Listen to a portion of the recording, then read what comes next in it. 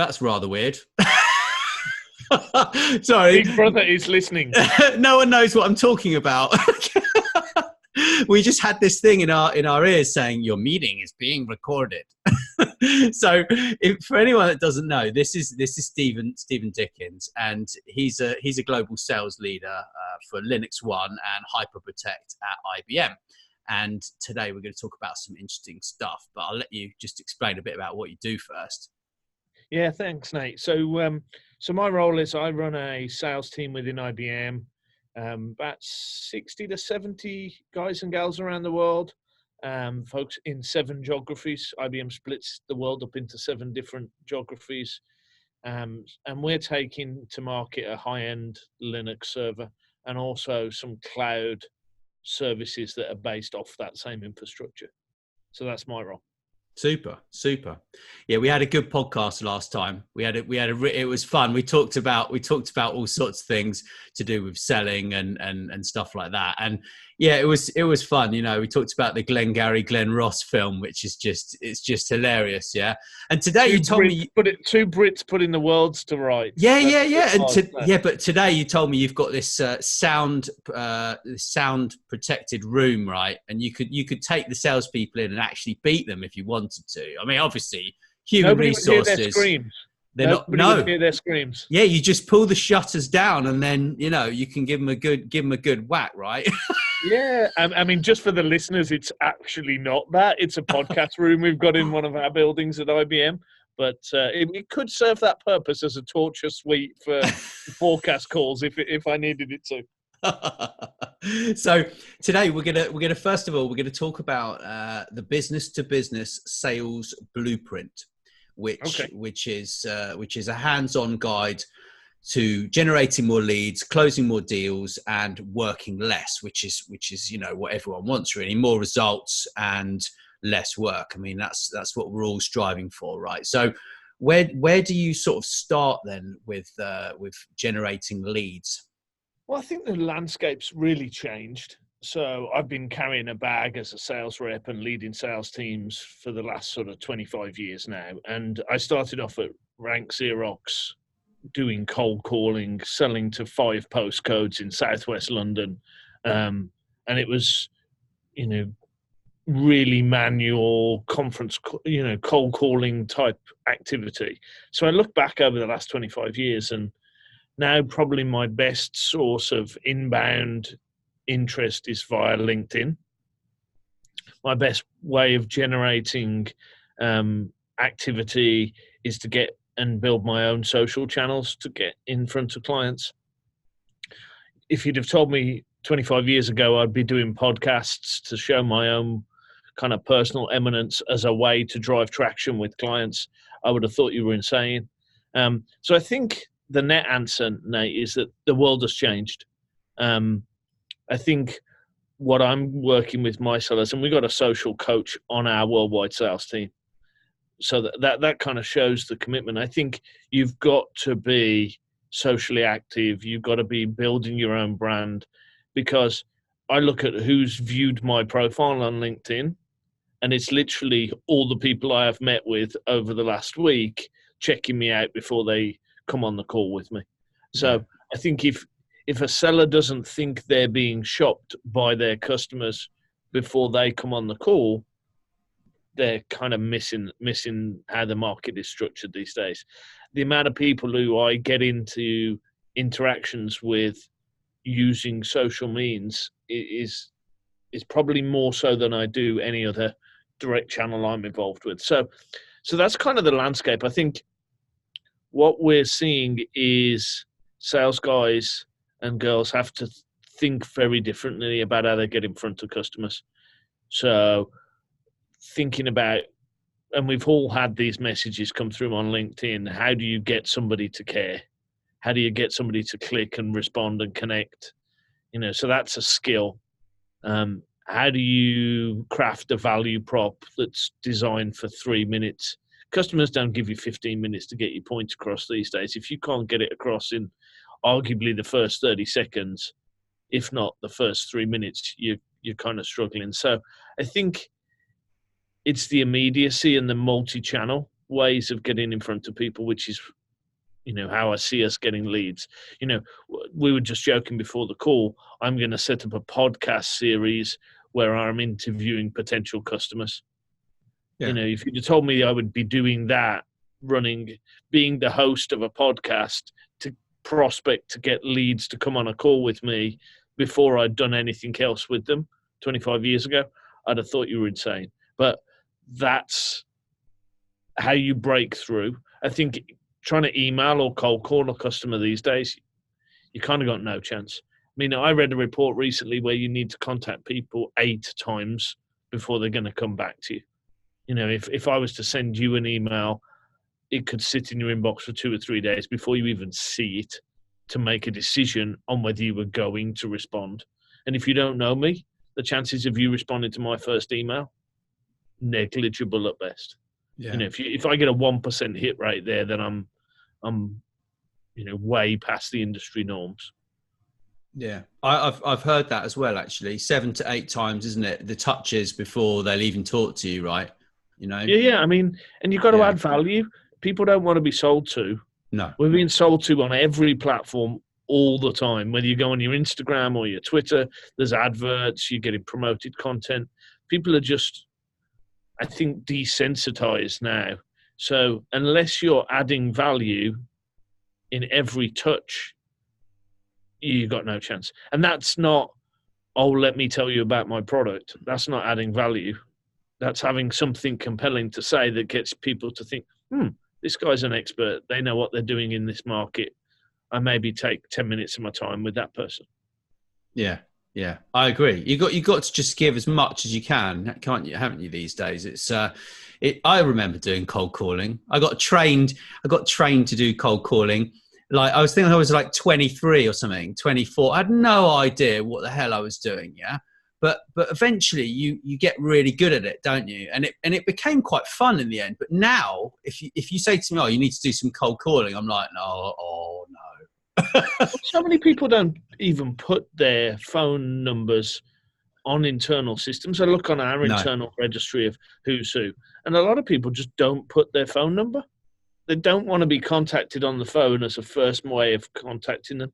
No. So, they want you to come in via a social channel, or they want you to come in via an email or an instant messenger.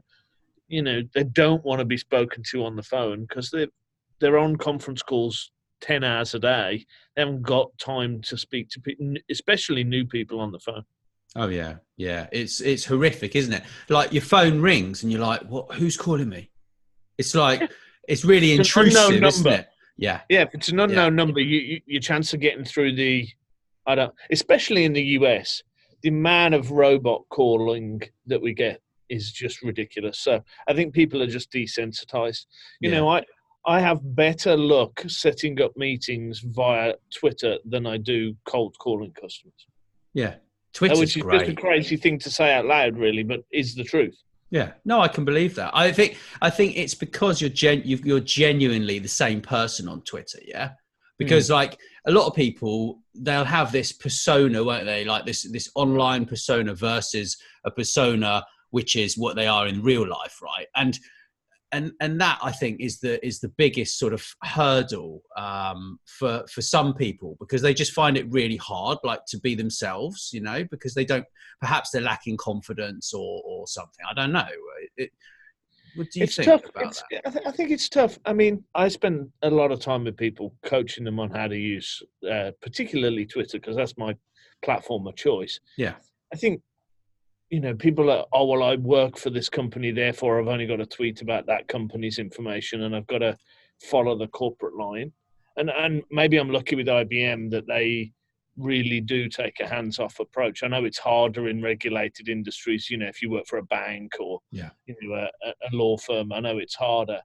But I think you genuinely have to be yourself, comment on what your company's doing within the boundaries of what you're allowed, so that people know, as you say, that they're talking to you and not another brand channel.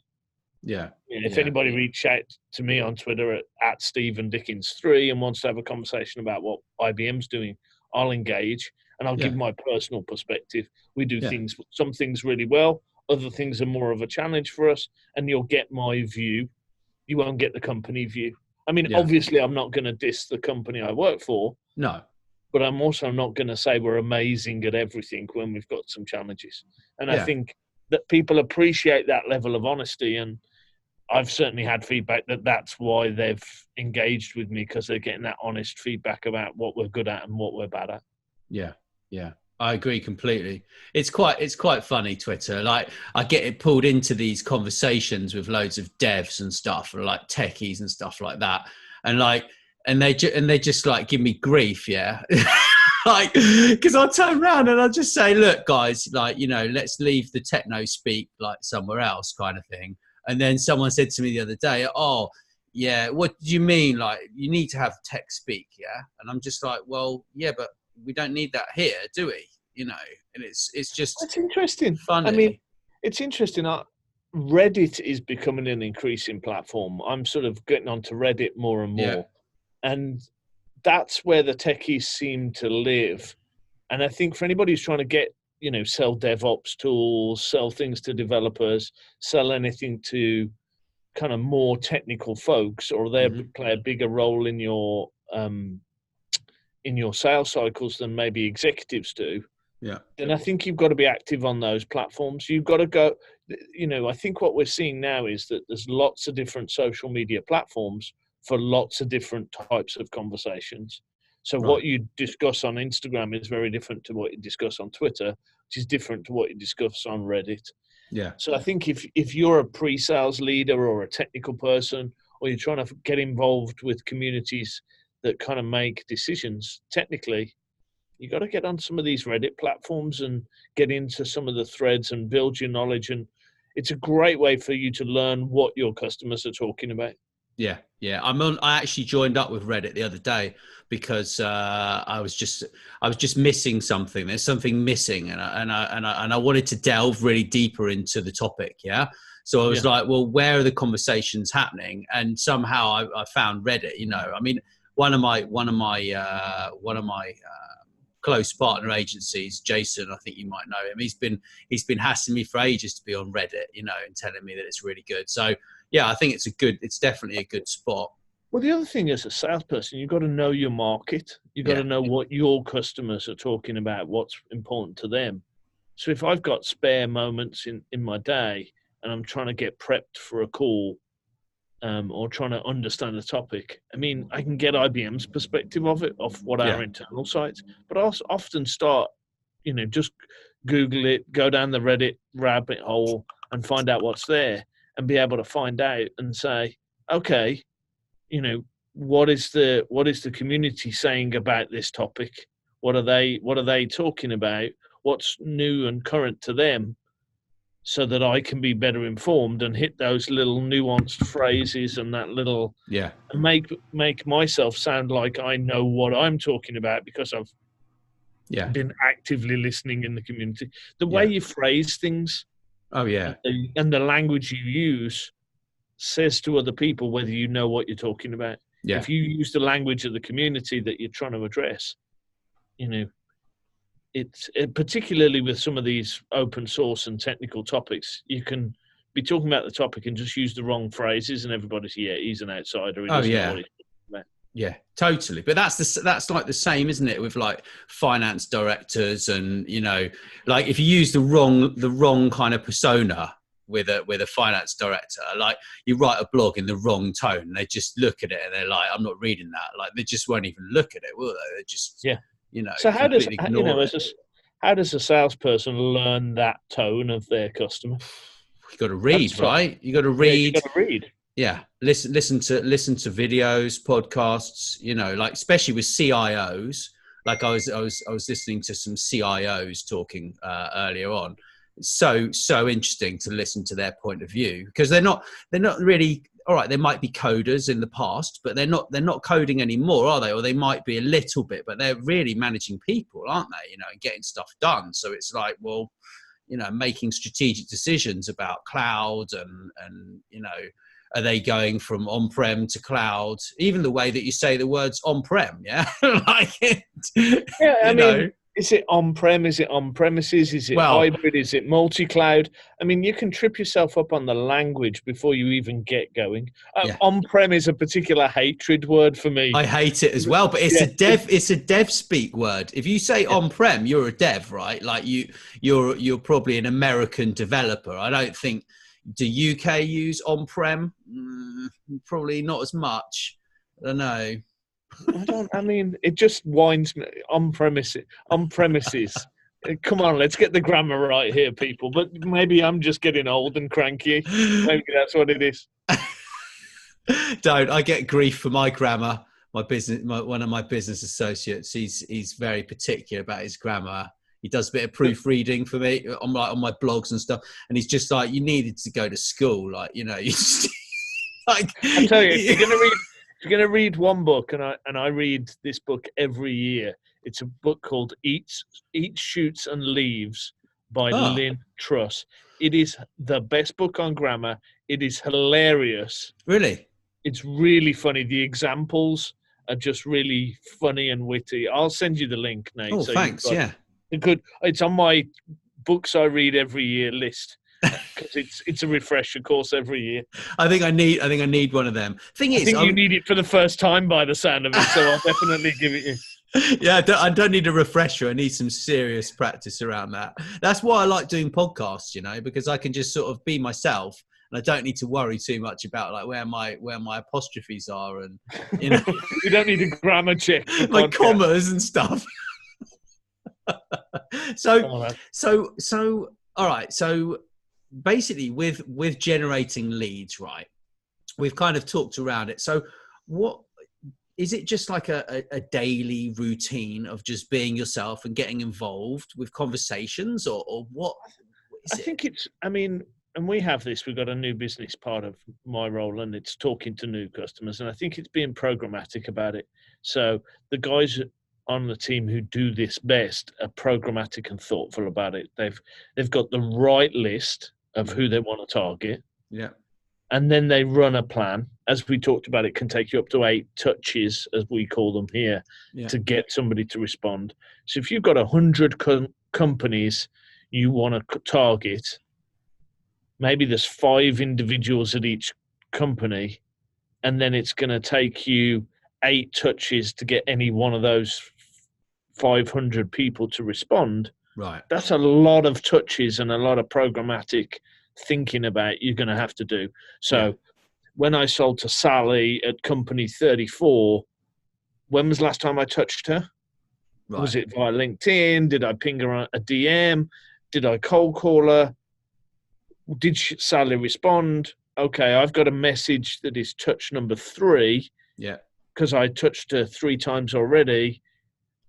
What do I send her for touch number 4?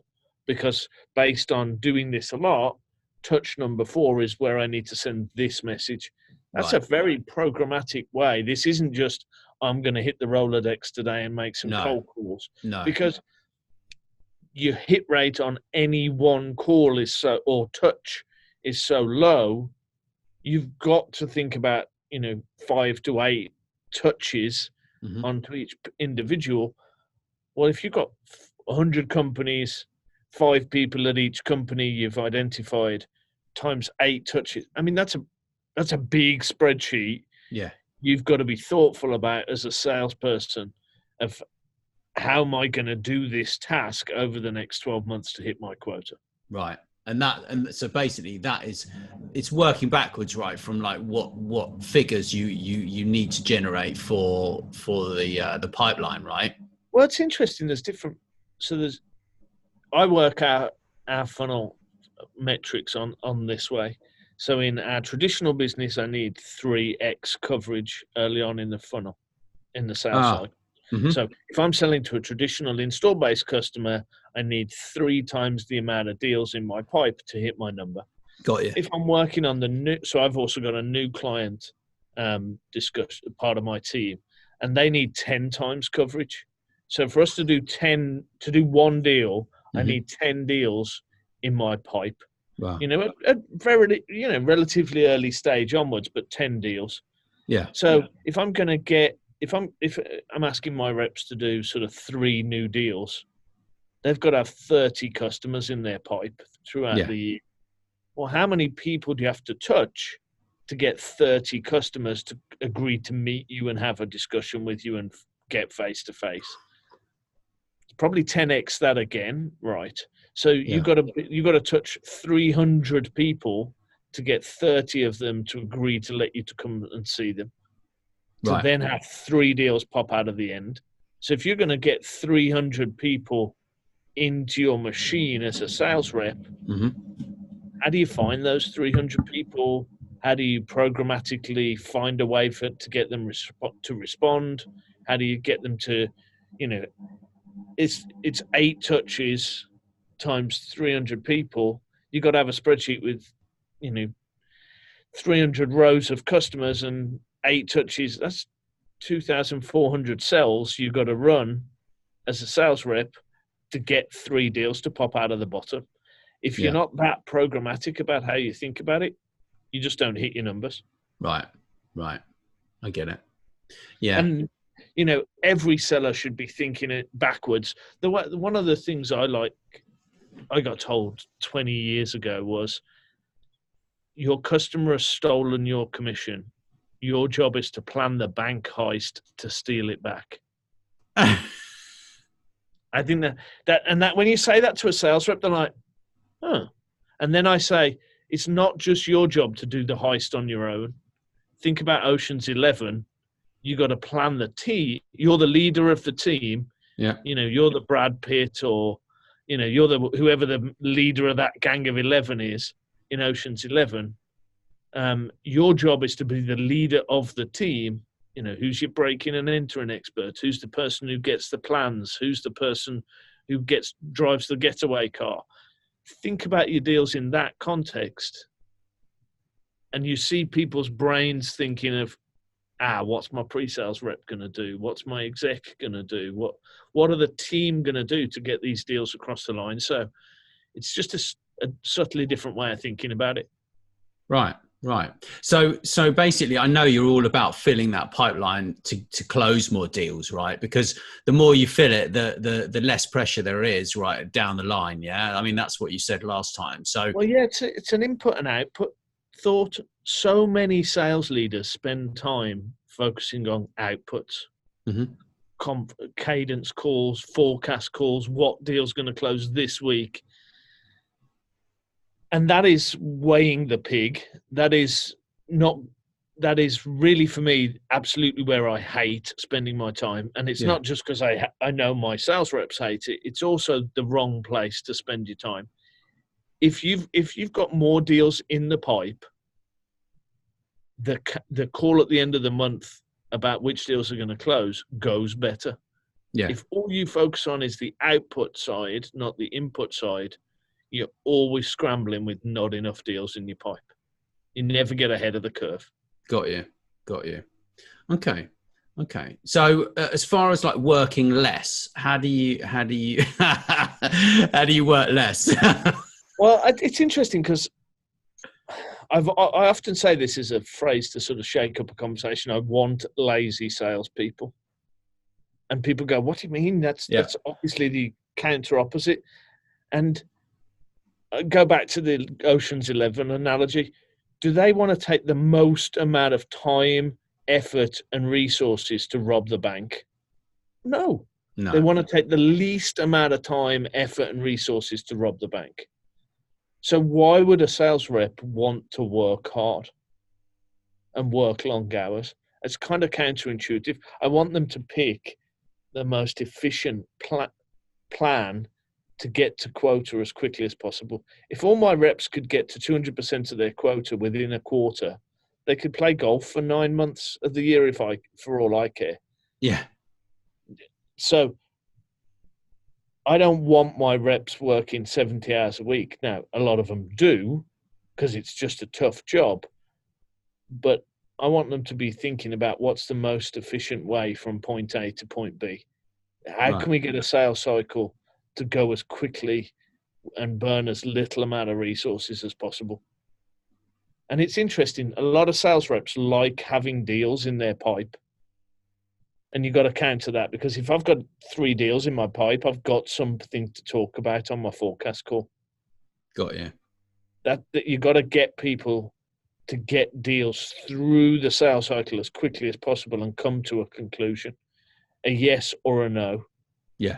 We're still doing it, we've got a meeting next week, is something you've got to fight passionately. Yeah, that's painful. That is. A yes or no answer. Yeah. A yes or no answer is what I got a great rep down in Latin America. He's my top performing rep last year. And the thing I like most about him is the deals that he lost quickly. Yeah, nice. Yeah. Yeah. It's like it's I'm not going to say the words that they use in that film. we know the words, yeah. Yeah. I mean, it's something and walk. It's like and walk, yeah. Yeah. Glen Ross is F or walk, yeah. Yeah. Yeah. hit the bricks. But I mean, and I'm talking about him here. The deals that he lost didn't linger in his pipe. He got them to a decision, and he lost them. Right. And obviously we'd all like him to win more, and we'd like that percentage to be higher. Yeah. But he was my top performing rep because he wasn't wasting his time on deals that were going to linger in his pipe. Yeah. He had enough deals in his pipe that he was able to get them to go through quickly. And then the deals that he ultimately won, he had time to spend on them because he wasn't working on deals that were lingering in his pipe. Right. It's just a way of focusing on it that the best reps do intrinsically, and lots of other reps. You can hear it. Oh, yeah, I'm meeting with this client again next week. We're going to have another conversation about where we are. Ooh. It's just the words they use. It's like, well, this isn't moving, is it? Ooh. Yeah. We've all been there, though. We've been there. And it's about letting the client lead you in the wrong direction, isn't it? It's just not taking control, right? It's just, Well, one of the key questions I ask is, have we got a priced proposal in front of the client? Yeah. And if I'm on these conference calls where we're talking about forecasting and cadence, the amount of times it's like, I don't really want to, and you press them and it's like, I want a proposal in front of the customer by this date. Well, and it's like, guys, that's the point when the deal becomes real. Until the customer's got, we're going to sell you this. Yeah. For this amount of money, do you want to buy it, yes or no? Until you're at that stage, it's all just talk. Yeah. So right. I mean, I know we're going to move on to our next topic in a minute, right? But that just goes back to qualification, doesn't it? And asking the right question, like, what do you want to buy this for? Yeah. I mean, in blunt terms, you're not going to say, why do you want to buy this? But you're going to uncover their motivations, aren't you? Asking tough questions. So many sales reps are shy of, have you got money and would you buy this with that money? Yeah. If you don't know those answers to, does your customer want to buy your stuff and are they prepared to pay what you're asking for it? Until you put a price proposal in front of a customer, it's all talk and nice. Yeah. Yeah. And that's not being rude. That's not being blunt. No. Customers don't want you to waste their time either. No, they don't. Definitely not. So on that note, I'm going to literally stop this recording and we'll do another one.